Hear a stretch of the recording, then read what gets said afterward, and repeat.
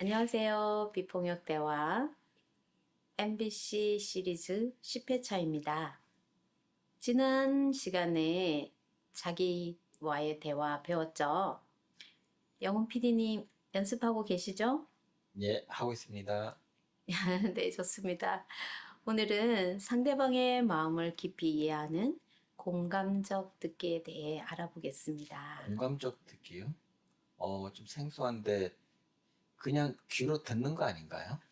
네, 그렇게 생각하기 쉽지만 실제로는 완전히 다른 차원이에요. 공감적 듣기는 상대방의 말뿐만 아니라 마음까지 듣는 기술이거든요.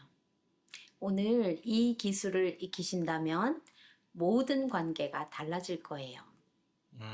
진정한 경청이란 뭘 말하는 거죠? 우리가 일반적으로 생각하는 듣기와는 차원이 달라요. 일반적 듣기는 귀로 소리를 듣고 정보를 수집하고 대답을 준비하며 듣기도 하잖아요. 그리고 판단하거나 평가하며 듣기도 해요. 예, 그러면은 공감적 듣기가 어떻게 다른가요? 네, 공감적 듣기는 마음으로 상대방을 느끼고 상대방의 경험 속으로 들어가는 거예요. 온전히 현재 순간에 집중하면서 판단 없이 받아들이는 거죠. 진정한 경청을 받을 때 상대방은 이해받는 느낌, 혼자가 아닌 느낌, 안전하다는 느낌, 그리고 소중히 여겨지는 느낌을 경험하게 돼요. 예, 좀 이해가 가는 것 같아요. 선생님, 그러면은 공감적 듣기의 이제 핵심 요소라 그러나요? 그게 어떤 게 있을까요? 네, 우선 온전한 주의 집중이 필요하죠. 예를 들어 핸드폰이나 다른 일을 하고 있었다면 일단 중단하고 내 몸을 상대방 쪽으로 향하고 눈을 마주 보며 잘 들어야 해요. 또 무엇보다 판단을 중단해야 해요. 그건 네 잘못이야. 너 왜 그랬어? 같은 평가를 멈추고 조언이나 해결책을 제시하지 않아야 해요. 자신의 경험과 비교하는 경우가 있잖아요. 그것도 멈춰야 해요. 상대방이 직접 말하지 않아도 그 느낌을 파악하고 그리고 표면적으로 요구가 아닌 깊은 욕구를 탐색하는 거죠. 이게 진정한 공감적 듣기의 핵심이에요. 아, 이 듣기가 이 좀 어려운데 이게 저만 그런가요? 네, 정말 어렵죠. 쉽지 않아요. 왜냐면 우리의 뇌는 자동으로 여러 가지 일을 하도록 프로그래밍 되어 있잖아요. 그쵸? 내가 생각하는, 어, 그것들 중에서, 내 생각에는 이래. 너도 이렇게 해봐. 라고 조언하거나, 아, 괜찮아. 별일 아니야. 라고 위로하거나, 그건 너가 잘못해서 그런 거야. 라고 분석하기도 하죠. 그걸 멈추는 거예요. 또, 그래서 어떻게 됐어? 라고 질문하거나, 나도 비슷한 경험하고 있어. 라고 경험담을 우리가 할 때가 있죠. 그걸 멈추는 거예요. 이런 반응들이 나쁜 건가요? 나쁜 의도는 아니겠지만, 한번 생각해 봐요. 관심을 갖고 또 도움을 주려는 마음이 있는 거잖아요. 그렇지만 상대방 입장에서는 자신의 이야기를 충분히 들어주지 않았다는 느낌이 들 수 있어요. 그럼 예를 들면은 어떤 것들이 있죠? 예로, 오늘 엄마가 내 이야기를 무시했어 라고 한번 생각해 봐요. 일반적인 반응은 엄마 말 들어야지 라고 판단하거나 다른 이유가 있으시겠지 라고 말하거나 나도 그런 적 있어 라고 말하기도 해요.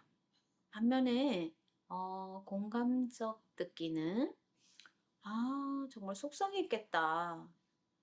인정받고 싶었는데 무시당한 느낌이겠구나. 좀 더 자세히 말해줄래? 라고 이런 식으로 반응하는 거죠. 아, 듣고 보니까 이 차이가 확실히 느껴지는 것 같아요. 네, 맞아요. 진정한 경청은 상대방의 경험에 완전히 초점을 맞추는 거예요. 그렇다면은 선생님, 상대방의 마음을 어떻게 알 수 있죠? 완전히 알 수는 없겠죠. 하지만 추측하고 확인하는 과정을 통해서 점점 더 깊이 이해할 수 있을 거예요. 감정을 추측하는 단서들이 있거든요. 아, 단서들요? 어떤 단서들이 있나요? 예로 목소리 톤을 보면 높은 톤은 어때요? 흥분하거나 불안할 때 아니면 기쁠 때 나타나죠. 낮은 톤은 슬프거나 피곤하거나 아니면 진지할 때 나타나고요. 또 빠른 말은 초조함이나 아니면 흥분, 흥미, 아니면 또 불안을 나타내기도 해요.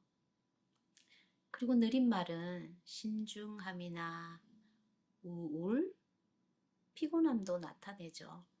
아, 그러니까 표정과 몸짓만으로도 알 수 있다. 이 말씀이죠? 네. 어깨를 움츠리면 위축되거나 불안하거나 할 때는 주먹을 쥐고 또 화가 날 때도 그렇게 하죠.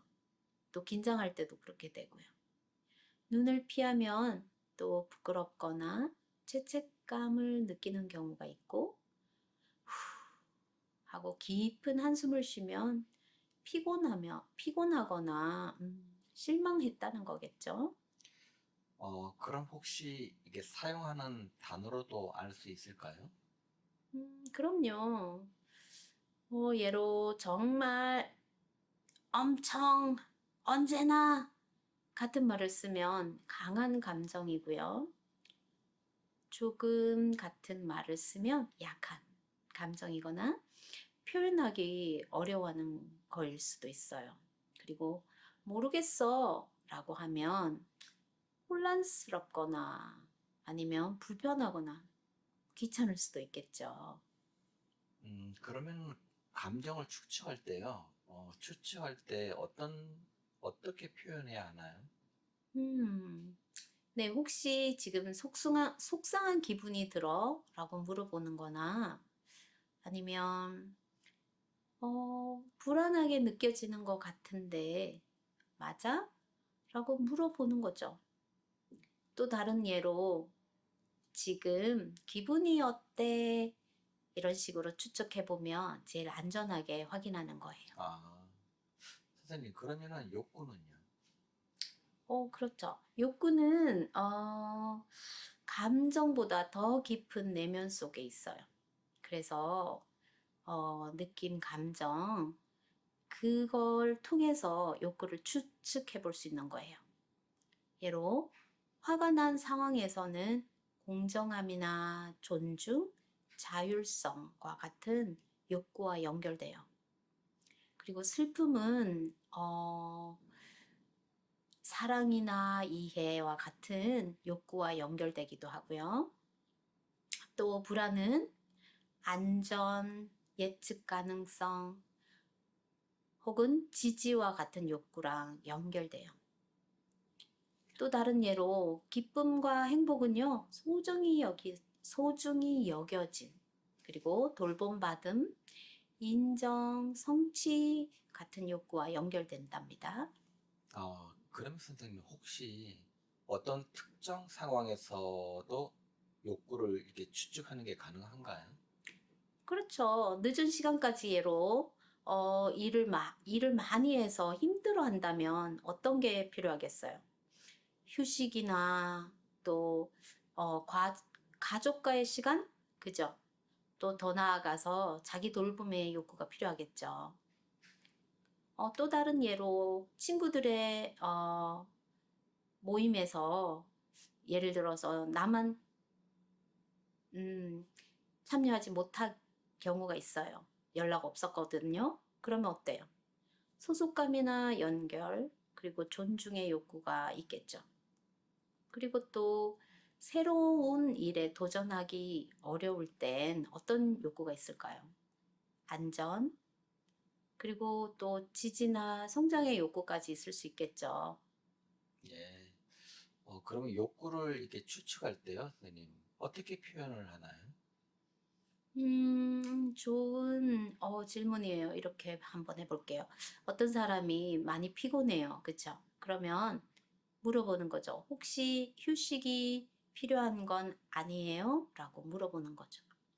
그리고 또 어떤 사람이 힘들어할 때 혹시 제 응원이 필요하나요? 지지가 필요한가요? 이렇게요. 그리고 당신에게 중요한 것은 아마 인정인 것 같아요. 이런 식으로도 한번 표현해 볼 수 있어요. 음, 추측할 때 주의점은요. 그러나 확신하면 안 돼요. 그냥 분명히 화났을 거야 라고 생각하기보다 화난 거 같은데 라고 이렇게 물어보는 거죠.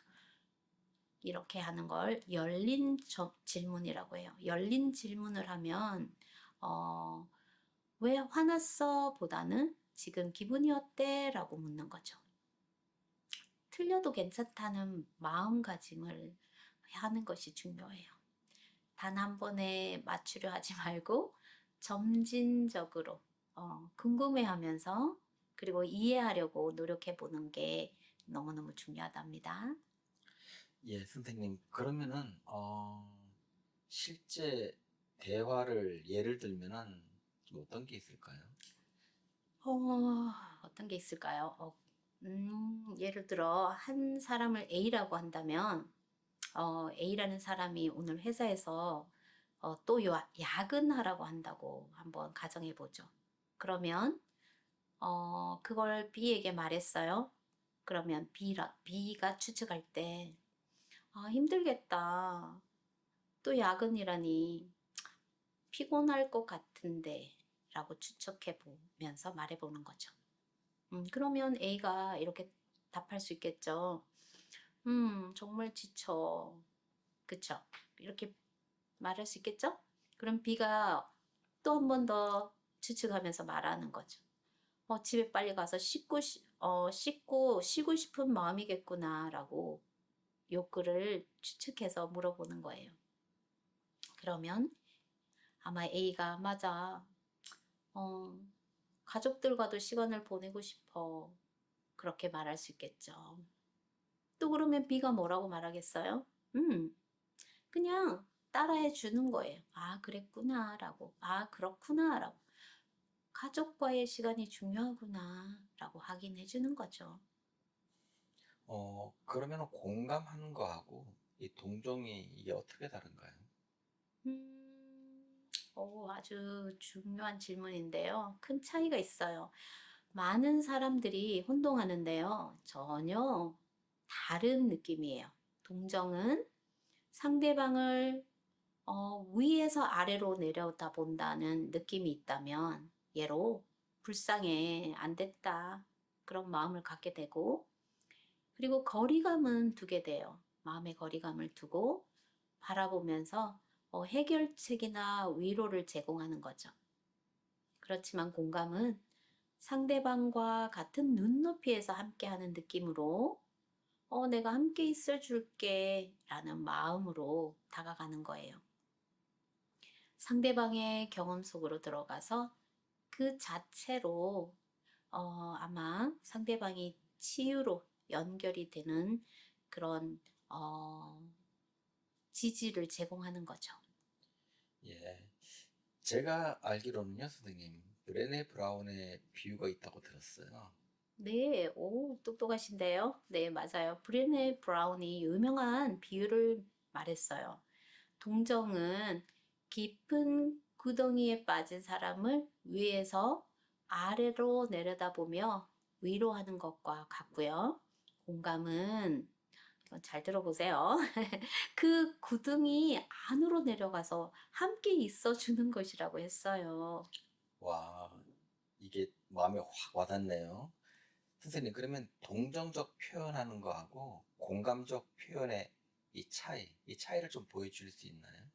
그죠? 동정이라는 건 힘내, 괜찮아질 거야. 세상에는 더 안 좋은 일도 있잖아. 긍정적으로 생각해봐. 아, 시간이 약이야. 시간이 지나면 다 나아질 거야. 이런 식으로 말하는 거예요. 그러나 공감적 표현은 empathy이거든요. 정말 힘들겠다. 많이 속상했을 것 같아. 내가 함께 있어줄게. 넌 혼자가 아니야. 내가 언제나 여기 있을 거야. 도움이 필요하면 말해. 이야기해줘. 이렇게 하는 거죠. 선생님, 그러면은 왜 이 공감이 더 도움이 되는 거죠? 네. 인간의 뇌과학을 연구한 분들의 흥미로운 사실이 밝혀졌는데요. 공감은 신경학적으로 스트레스 호르몬인 코르티솔을 감소한다고 해요. 연결하고 사랑한다는 그런 우리 호르몬 있잖아요. 연결에 어, 그런 게 잘 일어날 때 옥시토신이 증가한다고 해요. 뇌의 위협이나 감지 시스템을 진정시킨다고 말하거든요. 아, 그러면 이것이 이 심리적인 효과도 혹시 있나요? 네, 그렇죠. 고립감을 해소하면 자기 가치를 회복시킬 수 있어요. 그쵸? 그리고 감정 조절 능력이 향상되는 거죠. 그래서 문제 해결 능력을 증가시킬 수 있고요. 그리고 사람과의 관계에서도 신뢰가 깊어지니까 더 친밀해지고, 그리고 소통이 더 잘 되어서 상호 이해가 더 넓어지겠죠? 예. 공감적 듣기를 제가 설명을 드리니까 정말 이걸 연습해 보고 싶은데, 선생님, 혹시 이거 어떻게 실습하는 방법이 있을까요? 네, 이거는 비디오를 돌려가면서 계속 확인하시는 게 중요한데요. 5단계로 연습해 볼 수 있어요. 첫 번째로는 내 반응을 의식하는 거예요. 상대방이 어려운 이야기를 할 때 내 안에서 일어나는 조언하고 싶은 마음, 위로하고 싶은 마음, 내 경험을 말하고 싶은 마음을 한번 관찰해 보세요. 두 번째로는 그런 마음이 들어도 일단 멈추세요. 또 다시 상대방에게 집중하는 거예요.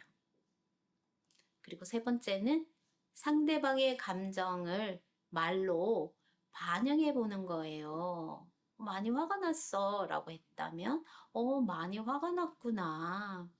속상했어 라고 말을 한다면, 정말 속상했겠다. 이런 식으로요. 그리고 네 번째는 욕구를 추측해 보는 거죠. 인정받고 싶었는데 무시당한 기분이겠구나. 이런 식으로요. 또 다섯 번째로는 더 탐색해 보는 거예요. 더 말해줄래? 음, 그 다음은 얘기는? 아니면 어떤 기분이야? 라고 물어보는 거죠. 예. 제가 이런 걸 할 때 선생님 혹시 조심해야 될 거나 또 주의해야 될 그런 부분이 있을까요? 네, 우리는 좀 성급하잖아요. 그죠? 성급하게 해결책을 제시해 주려고 할 때가 많아요. 그죠? 적어도 그래도와 같은 말도 좀 사용하기도 하고요. 상대방의 감정을 바꾸려 하지 말아야 해요. 슬프니까 빨리 기분 좋게 만들고 싶잖아요. 그쵸? 그렇지만 무엇보다 진심으로 함께 하는 게 중요해요. 예. 공감적 듣기가 이렇게 깊은 기술인 줄 정말 몰랐어요. 네, 저희 상담사들도 이 공감적 기술은 계속 인지하면서 네, 숙지해 가야 되는 과정에 있어요. 오늘의 핵심 내용을 다시 한번 정리해 볼게요. 첫째로 진정한 경청은 마음으로 듣는 거다. 우리는 귀로 듣는 경우가 많잖아요. 그렇지만 온 우주에 그 사람만 있는 것처럼 온 존재로 그 상대방을 받아들이는 거예요. 그리고 감정과 욕구, 그 추측은 연결의 다리 역할을 해준다는 거죠. 그리고 또 완벽할 필요는 없다. 진심으로 이해하려는 마음이 중요하다. 마지막으로 공감은 함께 있어주는 거예요. 이게 가장 중요해요. 공감은 함께 있어주는 거예요. 절대 해결책이나 위로보다 함께 있어주는 것. 그 자체가 치유라는 거를 꼭 기억해 주세요. 가장 쉬운 건데 가장 어려워요. 그죠? 다음 주에는 특별히 어려운 감정인 분노를 우리 현명하게 다루는 방법을 한번 배워보겠습니다. 오, 분노. 예, 다음 주 주제가 좀 겁이 나면서도 기대가 되네요. 저는 이번 주에 이 오늘 배운 공감적 듣기 연습을 좀 해봐야겠습니다. 네, 좋은 생각입니다. 하루에 한 번씩 누군가의 이야기를 온전히 들어주고, 잘 경청해주는 경험을 꼭 해보시기를 바래요. 그리고 그 경험들을 제게도 나눠주세요. 다음 주에 뵙겠습니다. 예, 선생님 감사합니다. 수고하셨습니다. 네, 수고 많으셨어요.